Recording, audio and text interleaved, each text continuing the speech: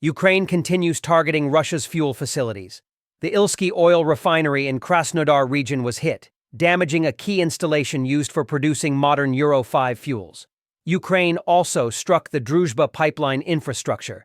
These attacks are creating growing fuel shortages in Russia and occupied territories, where gas is scarce, prices are rising, and in some areas, fuel is only available with coupons. Russia carried out its largest strike since the start of the war, launching over 800 drones and 13 missiles in one night. Ukraine's air defenses intercepted most of them, but civilian targets were hit. Residential buildings in Kiev, killing a woman and a 2-month-old baby, infrastructure in Odessa, Sumy, Kryvyi Rih, and Kremenchuk, and even the cabinet of ministers building in Kyiv. In Kupiansk, Russian propaganda about control is contradicted by pro-Russian blogger Yuri Podolyaka, who admits Russia controls only the outskirts. Ukrainian units captured 26 Russian soldiers in 1 week. Prisoners describe abandonment by commanders and being sent into combat unprepared. Ukraine is increasingly using ground robotic systems for evacuating wounded soldiers under fire.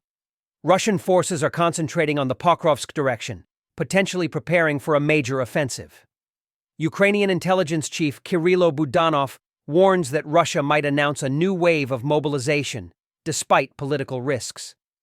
Commentary from The Atlantic highlights weaknesses in Trump's foreign policy, portraying him as unpredictable and lacking strategy, which emboldens authoritarian leaders.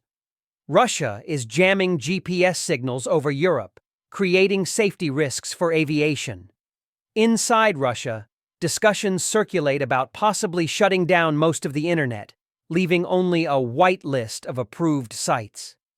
Ukraine's Parliament and Ministry of Defense agreed not to tighten punishments for soldiers and will establish a military ombudsman to protect servicemen's rights. War graves in Russian villages are multiplying, and even cases of vandalism against graves of fallen soldiers are reported. The video ends with a message urging Russians not to join the army and not to die for Putin's ambitions.